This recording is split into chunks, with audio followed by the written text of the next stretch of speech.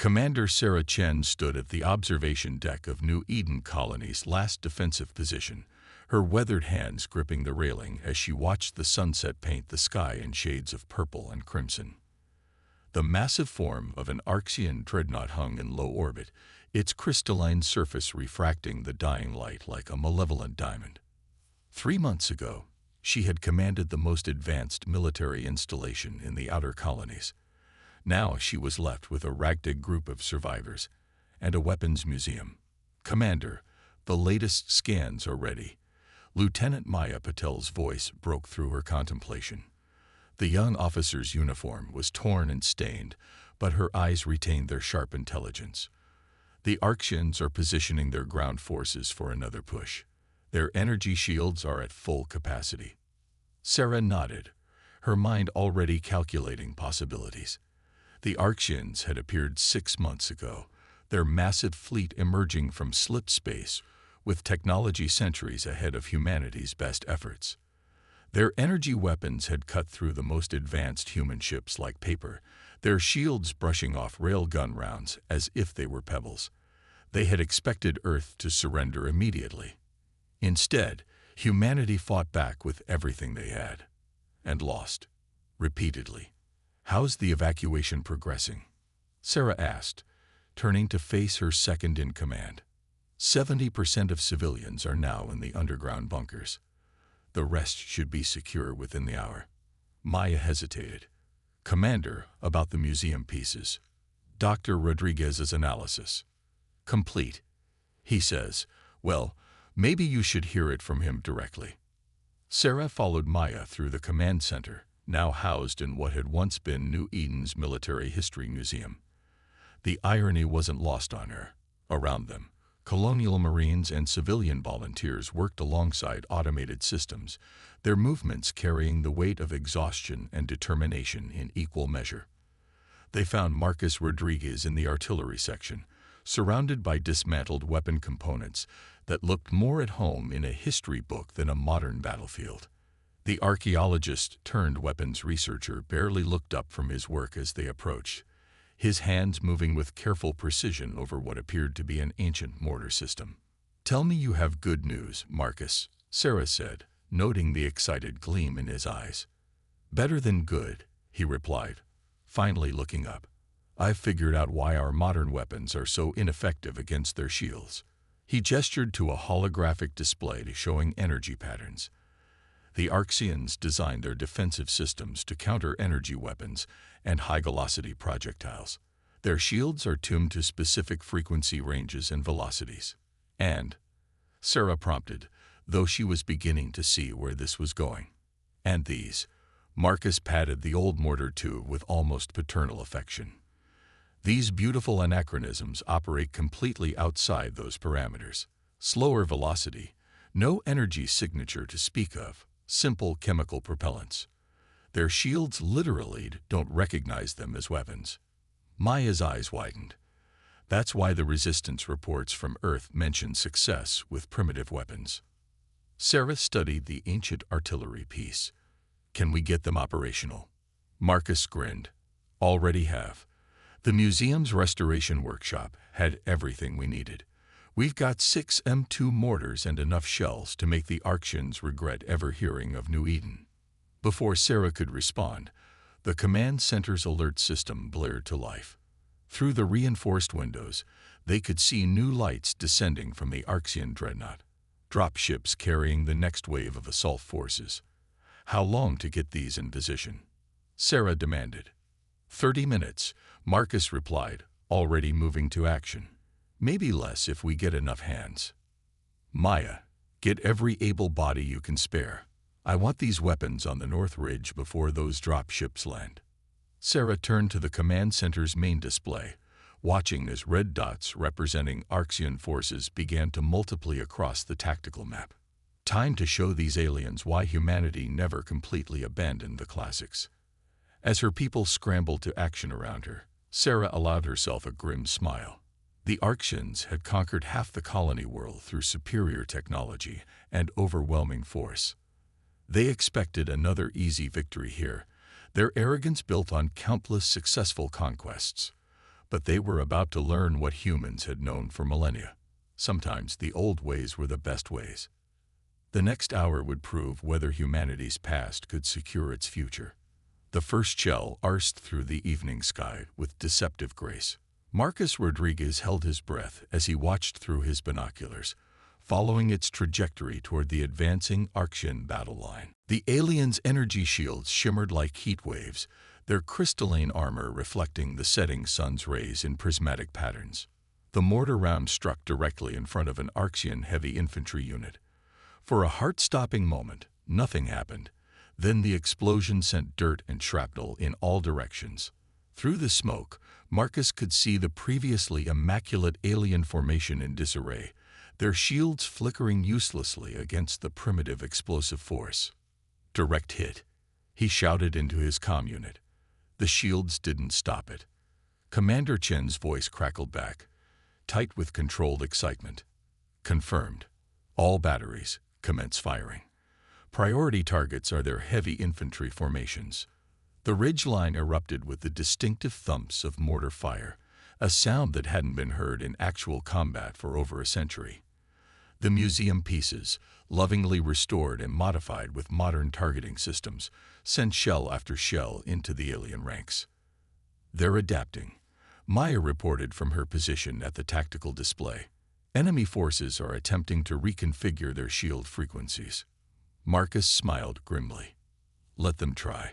You can't tune a shield against pure kinetic force without making it so dense they won't be able to move. The Archean response was immediate and furious. Energy beams lanced from their hover tanks, targeting the human positions with deadly accuracy. But Sarah had anticipated this, positioning the mortar teams in hardened bunkers originally designed as mining shelters. Second wave incoming, Maya announced. They're bringing up their elite guard units. Through his binoculars, Marcus could see the new formations advancing.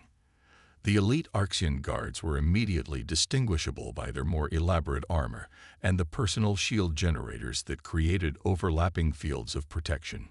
Under normal circumstances, these units were considered virtually invulnerable to conventional attacks. Switching to special payload, Marcus announced, signaling to his teams. They had spent the previous night modifying old white phosphorus rounds, replacing the original contents with a mixture of their own design. Fire for effect. The modified shells created beautiful, terrible patterns in the darkening sky before detonating above the Archean formations. Instead of explosive force, they released clouds of ultra-fine metallic powder. Another of Marcus's innovations, the particles, too small to trigger shield responses, drifted through the energy barriers and began interfering with the aliens' sophisticated sensor systems. Their formations are breaking up, Maya reported, excitement creeping into her professional tone. Shield coherency dropping across all forward units. Sarah's voice carried the first hint of triumph Marcus had heard since the invasion began. All defending units, this is your moment. Conventional weapons free. Target their compromised sections. The ridge line came alive with small arms fire.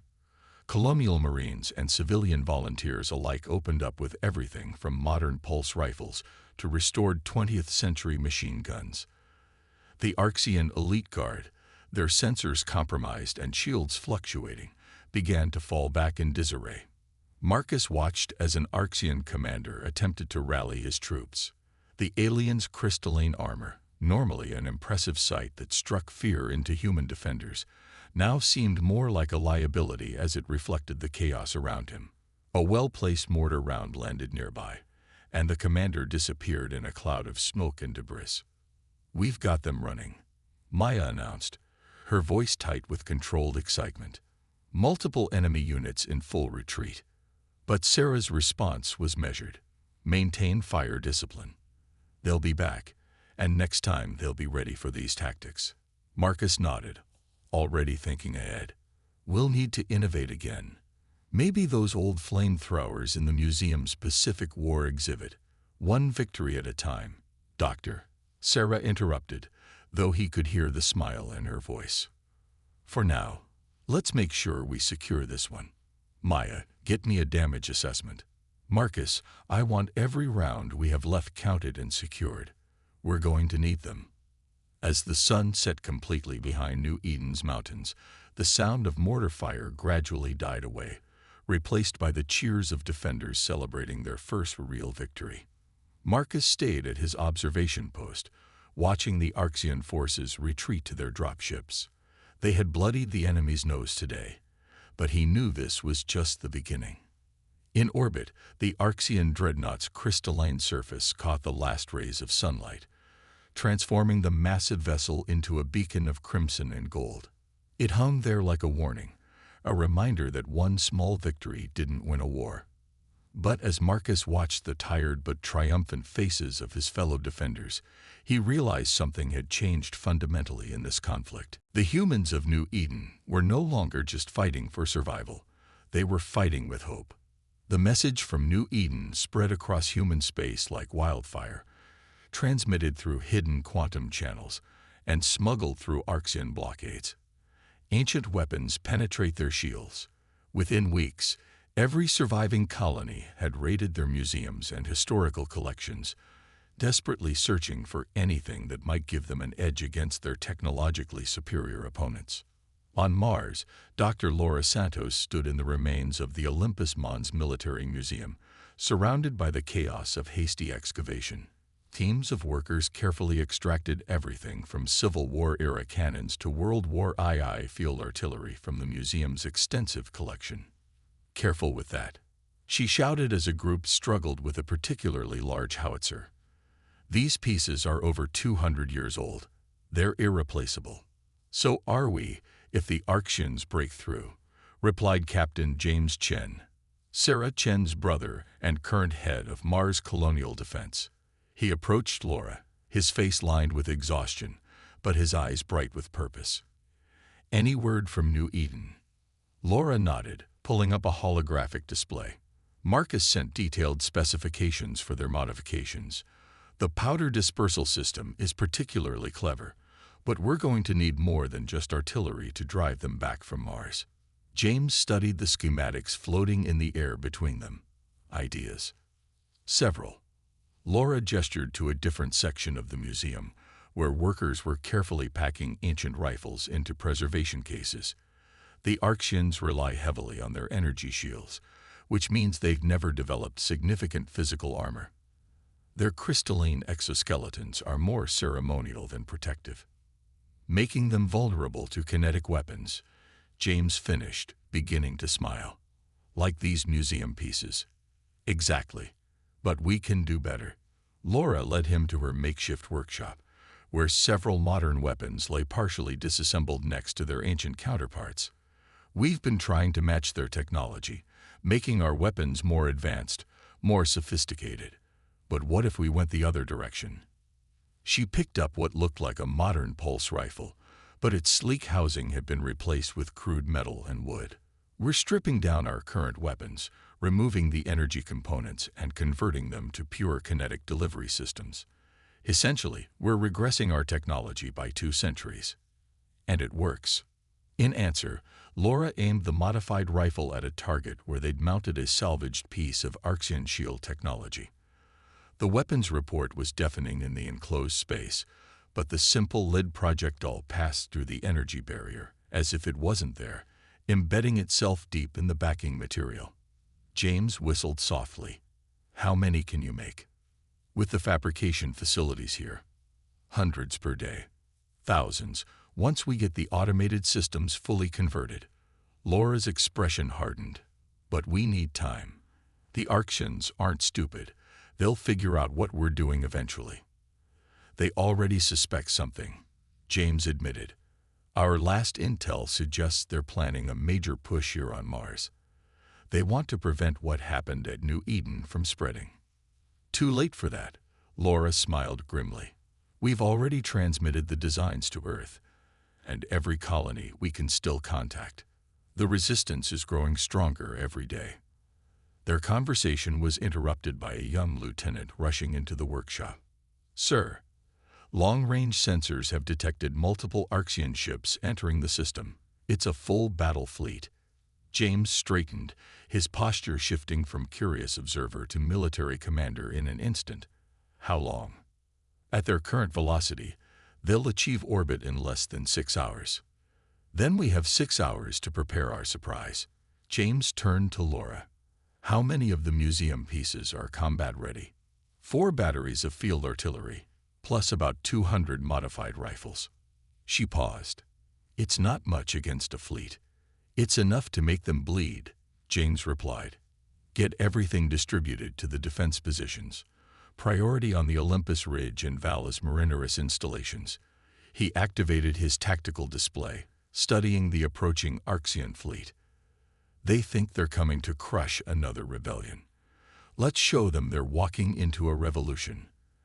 As the warning sirens began to sound across the Martian colony, Laura returned to her work with renewed urgency. Around her, the museum that had once preserved humanity's martial history was being transformed into an arsenal for its future. The ancient weapons, carefully maintained for centuries as reminders of wars long past, were about to write a new chapter in human history. In orbit, the approaching Archean fleet shone like a constellation of artificial stars. Their crystalline ships refracted the sunlight in dazzling patterns, a beautiful display that belied their deadly purpose. But this time, humanity was ready. This time, they had a weapon the Archeans couldn't counter, their own past. Laura checked her calculations one final time, then began the final modifications to another batch of rifles. In 6 hours, the Archeans would learn that humanity's greatest strength wasn't in their technology, but in their ability to adapt, to improvise, and to turn their own history into a weapon for their survival. The resistance wasn't just rising. It was armed with the thunder of ages past. The Martian dust storm came as if summoned by ancient gods of war, reducing visibility to mere meters and playing havoc with the Archeans' sophisticated targeting systems. From her position in the Olympus Mons Command Center, Laura Santos watched as the massive alien dropships descended through the red haze, their crystalline hulls scattering what little light penetrated the storm. They're landing exactly where we predicted, James Chen announced, his voice tight with controlled tension. The tactical display showed hundreds of red dots touching down in the vast plain below the ancient volcano. They're confident their superior numbers will overwhelm us. Pride comes before a fall, Laura muttered, checking the status of their hidden weapon emplacements. The modified artillery pieces and converted rifles were positioned in carefully concealed bunkers, many dating back to Mars' first colonization. All units report ready. The Archean ground forces emerged from their dropships with characteristic precision, their formations perfect despite the howling storm. Their energy shields created bubbling domes of clear air around them, the swirling dust unable to penetrate their protective fields. They've adapted their shields, Laura noted, studying the sensor readings. The frequency modulation is much more sophisticated than what we encountered in previous engagements. James nodded grimly. But they're still operating on the same fundamental principle. Energy shields against energy weapons. He activated the General Command channel. All units, commence Operation Thunderstrike. The first phase began with a series of explosive charges buried in the Martian soil. Not meant to damage the Archean forces directly, the explosions instead launched tons of iron-rich Martian dust into the already turbulent atmosphere. The fine particles, naturally magnetic and now electrically charged by the explosions, were drawn to the Archeans' energy shields like moths to flame. Within minutes, the pristine barriers began to deteriorate, their power systems struggling to maintain coherence against the constant abrasion of millions of microscopic particles. The Archean commanders, realizing the danger too late, attempted to adjust their shields' frequencies, but the damage was done. Phase 2, James ordered. The hidden artillery positions opened fire simultaneously. The sound was lost in the howling storm, but the effects were immediately visible. Shell after shell arced through the dust clouds, their simple ballistic trajectories impossible for the Archeans' predictive systems to track effectively. Laura watched through enhanced imaging as the first barrage struck home. The Archean formations, already struggling with the dust, began to break apart under the impact of weapons their shields couldn't stop. Their return fire, brilliant beams of energy, scattered uselessly in the particle-laden atmosphere. They're attempting to call down orbital support, a communications officer reported. Let them try, Laura smiled. The dust storm extends well into the upper atmosphere. Their targeting systems will be useless. The battle devolved into exactly the kind of close-quarters combat the Archeans had always avoided. Their elegant energy weapons, designed for precision strikes at long range, proved less effective than the crude but reliable kinetic weapons the humans now wielded. Enemy forces are falling back to their dropships, the tactical officer announced. They're beginning to realize their technical superiority isn't helping them. James leaned forward, studying the battlefield display intently. Now we show them why you should never let your enemy choose the battlefield. Launch the mining drones. Hundreds of automated mining units, their industrial cutting lasers replaced with modified pulse weapons, emerged from hidden hangars across the Martian surface. The drones, designed to operate in dust storms and already hardened against harsh conditions, swarmed the Archean positions. The Archeans are requesting communication, the comm officer suddenly announced. James and Laura exchanged glances. This was unprecedented. The Archeans had never sought to communicate during a battle before. Put them through, James ordered. The holographic display flickered, revealing the crystalline features of the Archean fleet commander. Even through the alien physiology, they could read the confusion and concern in its posture. You fight with primitive weapons, the Archean stated, its translated voice carrying tones of disbelief. You reject the path of technological advancement. No, Laura stepped forward. We embrace all of our history, not just the recent past. Every tool, every weapon, every lesson our species has learned. They're all part of who we are. Your resistance is unprecedented, the Archean admitted. No species has ever survived this long. James finished. Get used to disappointment. Humanity doesn't follow your rules of warfare. We never have. The Archean commander was silent for a long moment, watching as more of its forces retreated from the battlefield. Perhaps there is much we do not understand about your kind. That's your first intelligent observation since this invasion began, James replied. Now shall we discuss terms for your withdrawal from Mars? As negotiations began, Laura slipped away from the command center. Outside, the dust storm was beginning to clear, revealing the aftermath of their victory.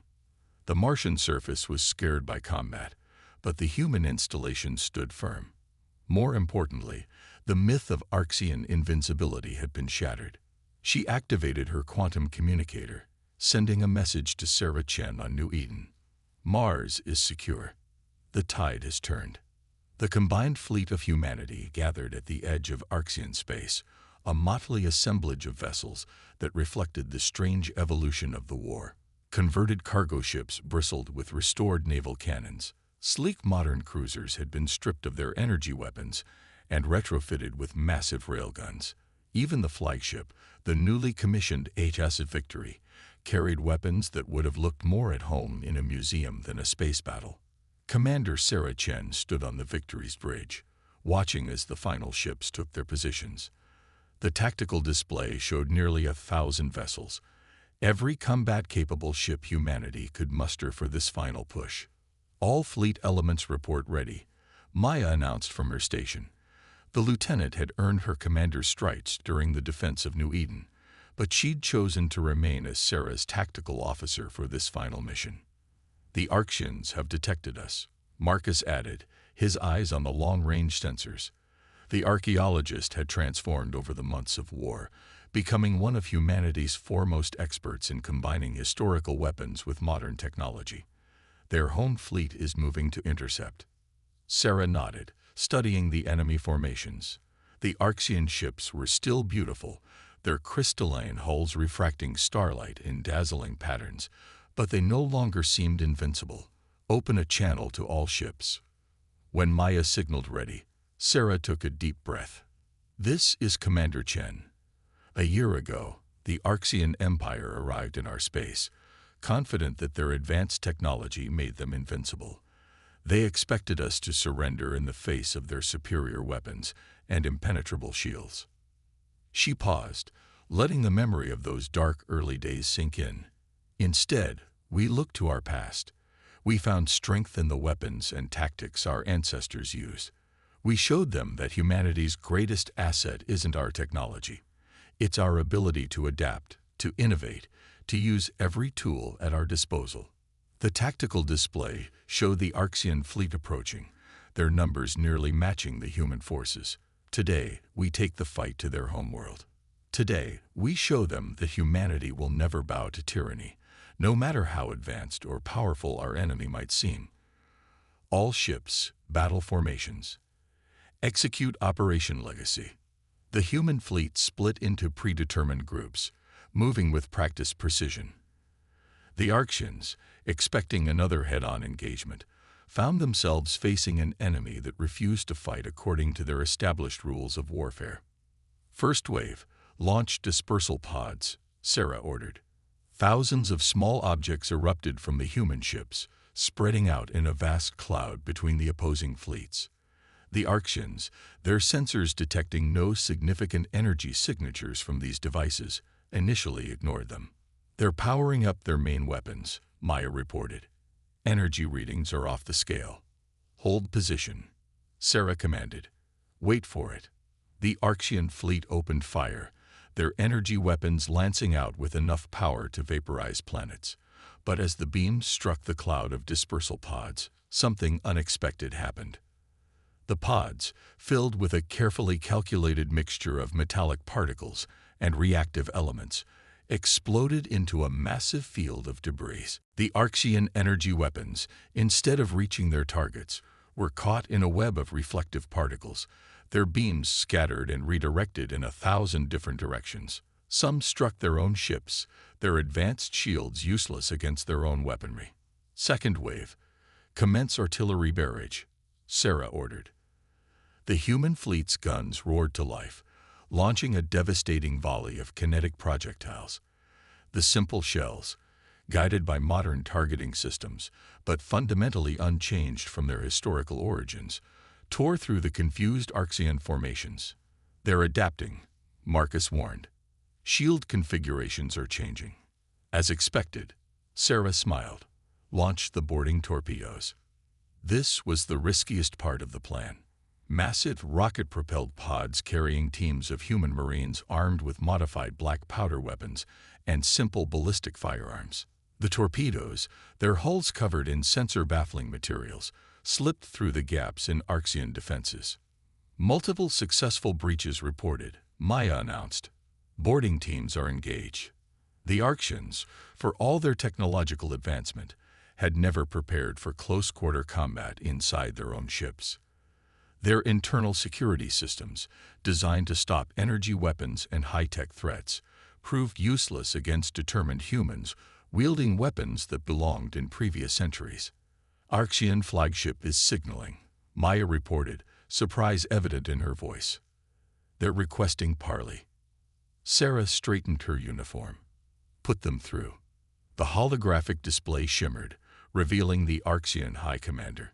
Its crystalline form seemed less rigid than usual, its posture conveying what Sarah had learned to recognize as uncertainty. Your tactics are incomprehensible, the alien stated. You combine primitive weapons with advanced technology in ways that defy all military doctrine. That's humanity for you, Sarah replied. We're full of surprises.